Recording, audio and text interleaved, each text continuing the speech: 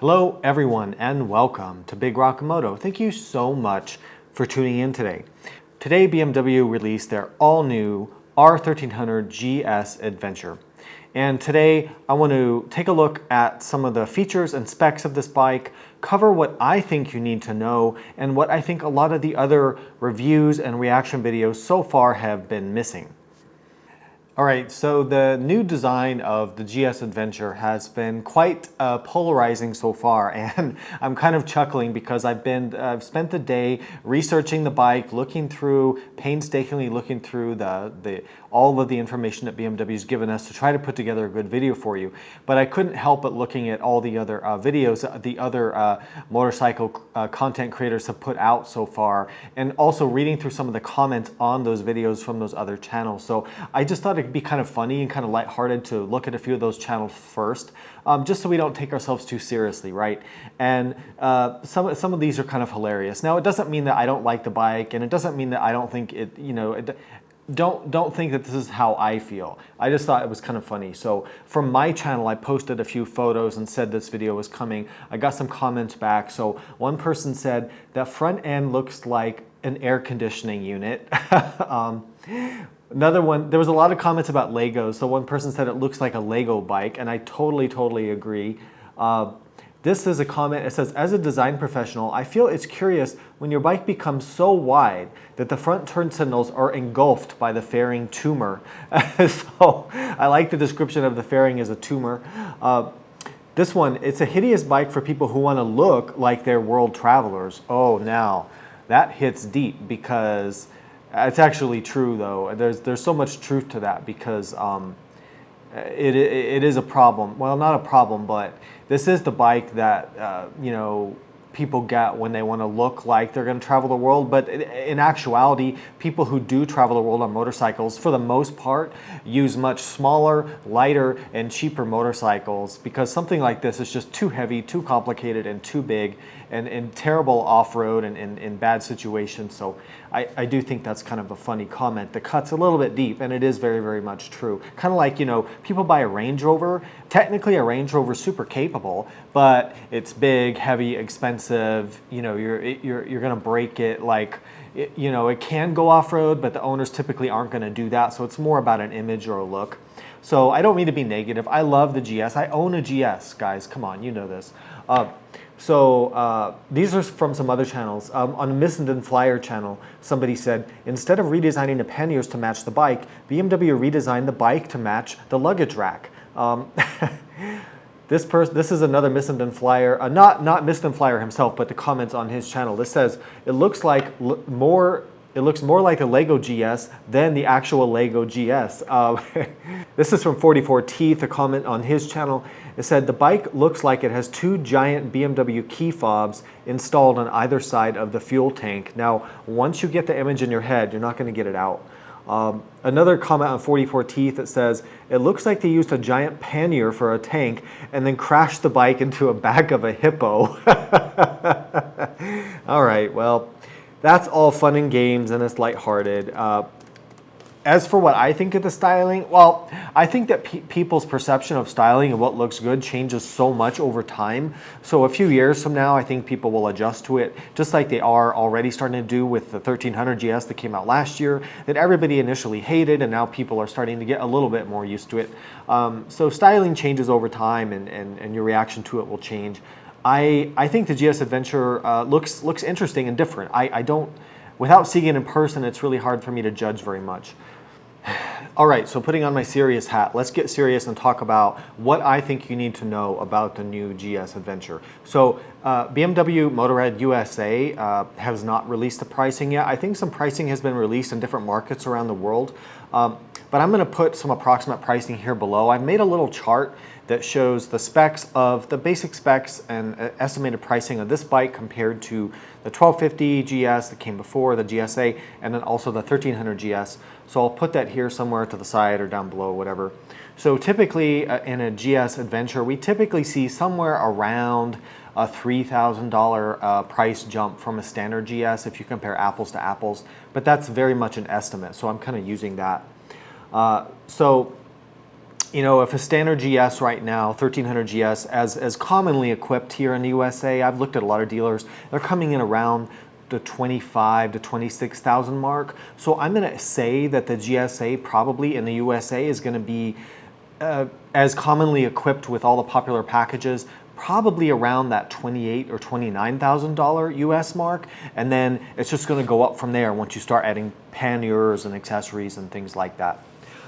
So the weight of the bike has basically stayed the same from the previous GS Adventure. So it's 593 pounds compared to, if you compare that to the standard GS, so it's, now BMW has been a little bit cheeky with the weight on the standard 1300 GS, like the bike I have, where they said it was 522 pounds, a big weight reduction over the 1250 GS, but most people have found that really not to be the case. I weighed my bike when it was brand new with no accessories at about 536 pounds, so a little bit lighter than a 1250. So there's a huge weight difference, obviously, between the standard GS and a GS Adventure. Why is that? Well, you know, it's a much different motorcycle. You know, much larger fuel tank, more equipment. It comes with the crash bars, a lot more stuff on it, a lot larger, bulkier, taller, heavier motorcycle.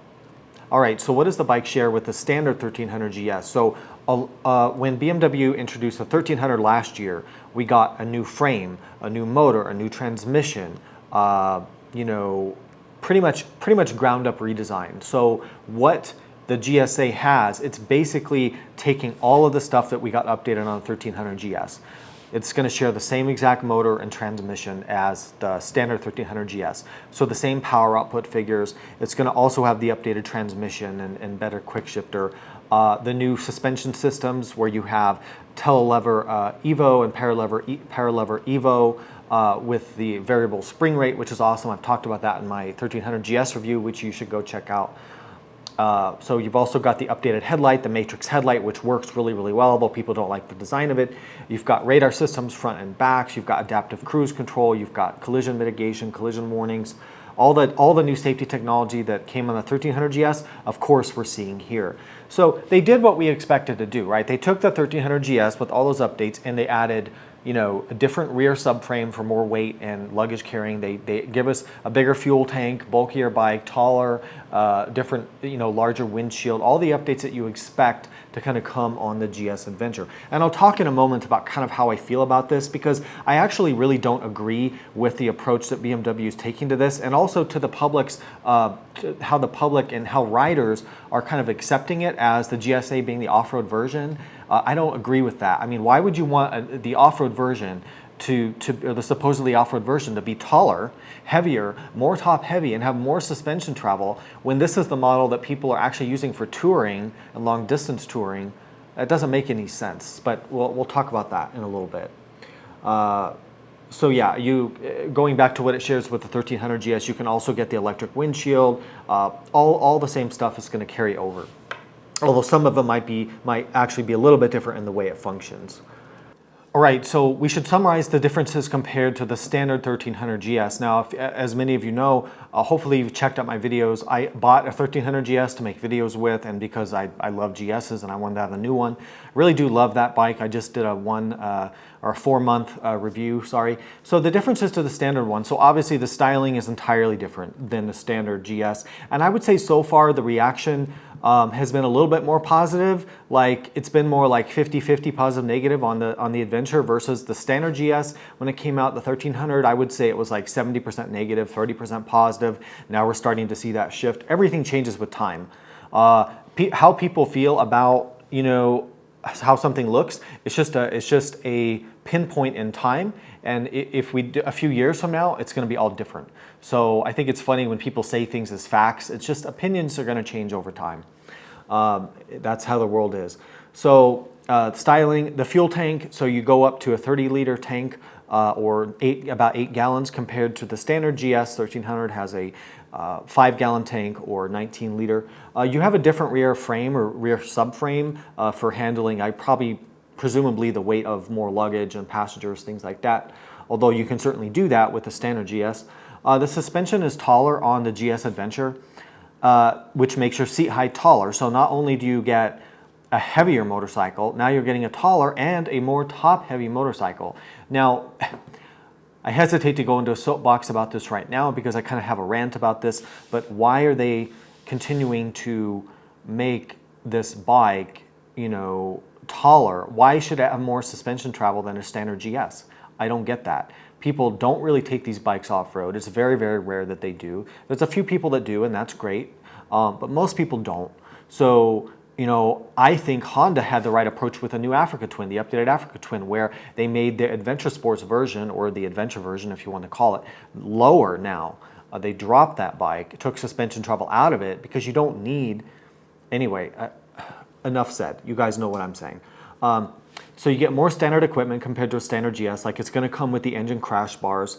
The engine crash bar is interesting. I'll throw a photo up here. You know, they have this little thing on the sides now on the GS Adventure, and I believe that, I bet money that the reason that's there is so that when the bike tips over onto those crash bars, it prevents it from, or, you know, not prevents totally, but helps it from tipping further. So like on a standard GS crash bar with a GS, when you drop it over, you can kind of flip it even more over, so it's like, you know, totally flat, or even worse, like almost upside down in a way. I bet that is to prevent that is to catch it from going over further. Anyway, that's my guess. Also, interestingly, there's no more upper crash bars. Have you noticed that? The GSAs always had upper crash bars. Now those are gone, so I find that interesting. We mentioned it's heavier and taller. Also, I was going to say this is a difference, but it actually turns out it isn't. So you can get the shift assistant, which is like an automatic type of shifting gearbox, but BMW did just announce, and I'm not doing a separate video about this because it's the only update, BMW did just announce that the standard 1300 GS is getting the optional shift assistant for the 2025 model. So you can get the automatic shifting on a standard GS or a GS Adventure starting with the 2025 model year. That's important to know. You get a larger windshield compared to the standard GS. If you get the factory luggage, so the factory luggage on a standard 1300 GS is going to be the Vario cases. You can also get an upgrade to metal aluminum panniers if you want, which I don't like. Well, if you're riding off-road, which most people are not on a GS, but if you were going to ride off-road, get soft luggage. The metal boxes were an upgrade on the standard GS. Otherwise, they would come with the plastic Vario bags, which have had a lot of recalls. The GSA, if you get the factory luggage, you're not going to get the Vario luggage. It doesn't have that capability. You're going to get the metal adventure style boxes. But now they have central locking and they have lights, so they're electrified. Hopefully won't have any issues with them. Also, what I noticed on those was they changed the mounting system for those. They don't have the tubular traditional style pannier rack anymore. They've gone to a very proprietary looking kind of mounting setup. So if you get those, that's going to be interesting for using aftermarket bags. I don't know if there's going to be a tubular rack option or if the aftermarket will come in with that, but that's going to complicate things a little bit there. But I understand BMW wanting to keep people under their parts. You know, they want you to buy their accessories, not aftermarket, because of course they want those sales. I totally get that. That's what a company would do. We've talked about the fuel tank differences. Now, do you really need 30 liters or 8 gallons of gas? No. I don't think anybody can honestly say with a straight face that they need that. People just want that really big, bulky look, I guess. And you don't have to get gas as often. I guess you could argue that's a benefit. But it has a lot of weight, and that weight is up high, making the bike feel even heavier than it already is. The engine, so we don't need to really go into the engine. You know, we've covered that in the standard 1300 GS. Compared to the 1250, you have more torque, more power. It is very noticeable, very smooth engine, very refined. Of course, you have the better shifting, better gearbox, better quick shifter, all those improvements. On my GS, I found it to be 5 to 10%, about 5 to 10% more fuel efficient. So that's been good. So maybe you'll see that on the GSA as well.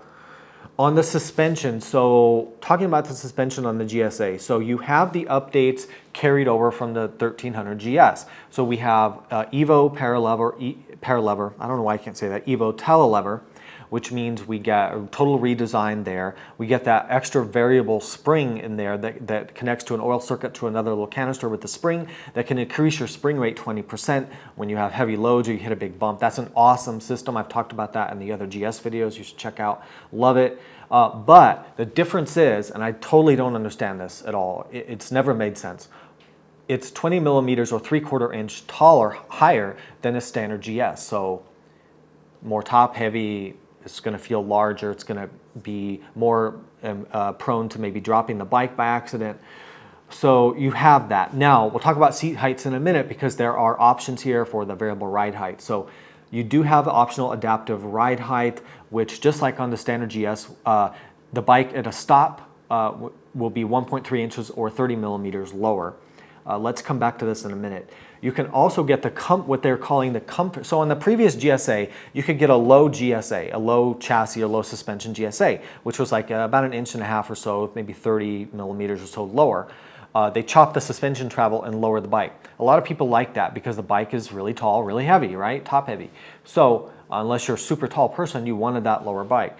Now they have something called the comfort ride height or adaptive ride height comfort, or is what they're saying now. So that's kind of going to confuse people because I don't know why they're calling it comfort.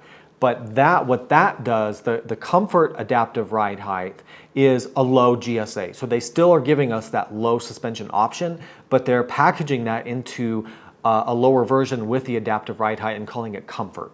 So that lowers it down again about another 1.3 inches or 30 millimeters. So let's throw up the chart here with the seat height. So I put together the best I could the seat heights comparing the standard 1300GS and a 1300GS Adventure. Apples to apples comparison, the GS Adventure is taller by about 1 to 1.5 inches or somewhere around 30 millimeters. That makes sense because we have taller suspension. Now, let me pull up my chart here.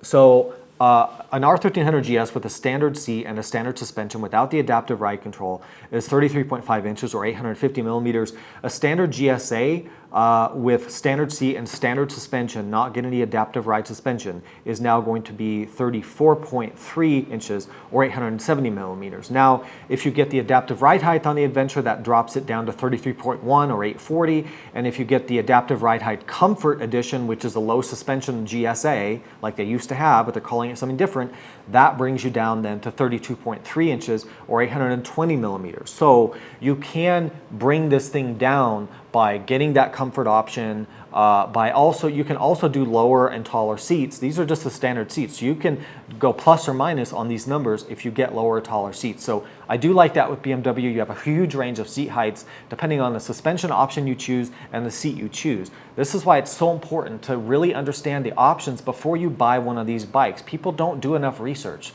They're like, oh, it's the blue trophy one, that's the off-road one. No.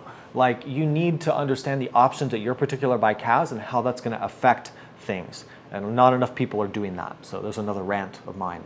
Let's briefly talk about BMW's new automated shift assistant, or what is that, ASA? Thankfully it's not ASS, that would be not good, although that would be hilarious if it was. Automated shift assistant. So a lot of people are going to say, oh, that's like Honda's DCT. Well, sort of, but that's only half true. It's actually not a dual clutch transmission. The difference is that the BMW system is still going to be, from what I understand, basically the same kind of transmission, more or less. But what the system does is it computer actuates or electronically controls with computers and sensors. It will shift for you and activate the clutch for you. There's no clutch lever, so you lose your clutch lever control, which, you know, expert riders will say they don't want that, and I understand that, but that's a deeper discussion to have. You're going to lose the clutch lever. You're going to have a drive mode like you would on the Honda DCT where it'll shift gears for you, and you can probably tune that or have different modes within that, I'm guessing.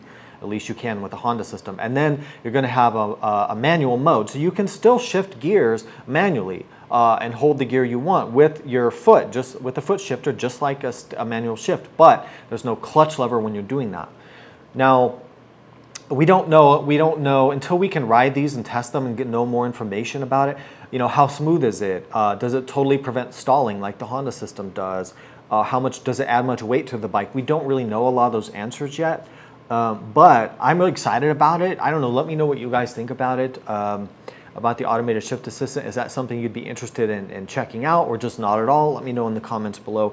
I'm interested. I do think it's curious though that these manufacturers are, KTM's developing a system too, from what I can see, and Honda has the E-clutch as well as a DCT. I'm like, who are all these people requesting automatic transmission motorcycles? I don't know where that, like, do the manufacturers know something that we don't? Because I don't hear a lot of people saying they want that. In fact, I hear a lot of people saying they don't want that. Although if you look at Honda with their DCT, it's been a huge success, and so many of the Honda models are being sold with the DCTs, and they work brilliantly. As a matter, they really do. So you can also get this, as I mentioned, on the standard GS for 2025. So the 2024 bikes like mine, it was not an option. Now for next year, it is going to be an option. So I'm super curious to see that. I do think this is a good bike to have it on because of the demographic of the type of person that typically will buy this bike. I think it's a good thing to have. I don't mean to put down people or put down this option. I think it's fantastic, and I'm a huge fan of Honda's DCT. A few other things I want to mention about the bike. So you still can get the optional forged Enduro wheel set. I think that's great. I was hoping they would do that because I got the forged Enduro wheels on my GS. I love them. They're way lighter than the spoke wheels or the standard cast wheels. They're super strong. The less rotating mass, it makes your suspension work better, and it handles way better because you have less spinning, you have less gyro. The braking and acceleration is noticeably better with those wheels. I don't like spoke wheels. I don't know why people do. I think people are living in the past, but spokes have a lot of maintenance. They can break. You have to tighten them. They're hard to clean. The wheels are very heavy, which hurts the performance of the bike. So I don't really know why people are stuck on the whole spoked wheel thing. So I'm just saying, check out those forged Enduro wheels. They're really cool. Now, we don't know the long-term durability yet, really, because the bikes have only been out for 6 to 9 months. Mine have been fine so far, knock on wood. Great option.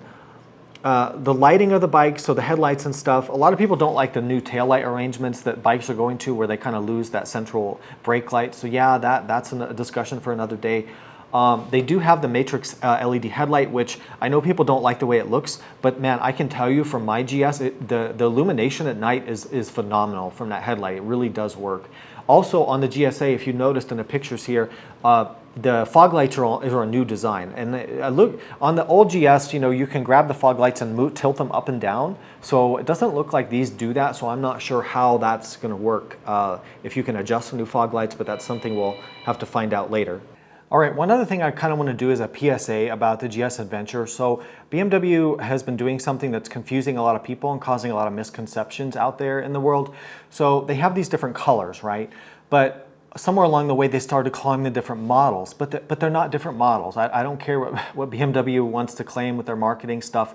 Like, I get they're trying to differentiate like the trophy color and the black color and the green color, which they call Tramontana, whatever. They started with this with the standard 1300 GS. Actually, it goes back further and it's even more confusing, but I'm not going to get into all that. Like when they had a 1200 GS, they did a rally version, which for like 1 or 2 years was paint, but you also got a longer suspension travel. But then they took that away and the rally became just a color, nothing more than a color. And then you could get sport suspension or off-road suspension optional, which they shouldn't call sport suspension because it's not sporty, it's just longer travel for off-road. Anyway, everything is so confusing with BMW and their marketing. And then for the 1300 GS, they said, oh, the blue one or the trophy color is the off-road one, but that's not the case. They're all the same bike, whether you get white, trophy, the green one does come with some extra like billet aluminum parts, or the black one. It all depends on what options and packages you get. So don't just think that if you get a trophy color that is going to have off-road equipment. That is not the case. Please understand that. Or that the black one or the green one or the white one or the red one for the GSA is not going to have the off-road equipment. That's not the case. It all depends on every bike's going to have different options and different packages equipped. So color is not indicative of is the bike the road version or the off-road version. It's just really something that's getting established in people's mind, and it's wrong. And I just kind of want to help put that concern to bed, hopefully, in all these videos I'm doing. So please understand that you have to understand the individual options and the individual packages. And I wish BMW would stop kind of this thing where they're trying to say that the trophy color is the off-road model when in fact it is not. You may find some trophies at dealers that have a tall seat or knobby tires, but like I bought a triple black bike and it came with off-road tires. It had the off-road packages and different things on it. So anyway, just want you to understand that. So I guess to kind of cap this off, should you get a standard GS or a GS Adventure? I think a lot of you are just going to decide based on the styling. It's very polarizing, the styling of these bikes. You may like one or the other, or you may not like either of them, which a lot of people say. So that's going to be a lot of it. Price, obviously you're going to pay more for a GSA. Do you need a huge fuel tank? I don't think anybody honestly really does. And in fact, I know for a fact that world travelers are not using GSAs. They're using much smaller, lighter, cheaper motorcycles.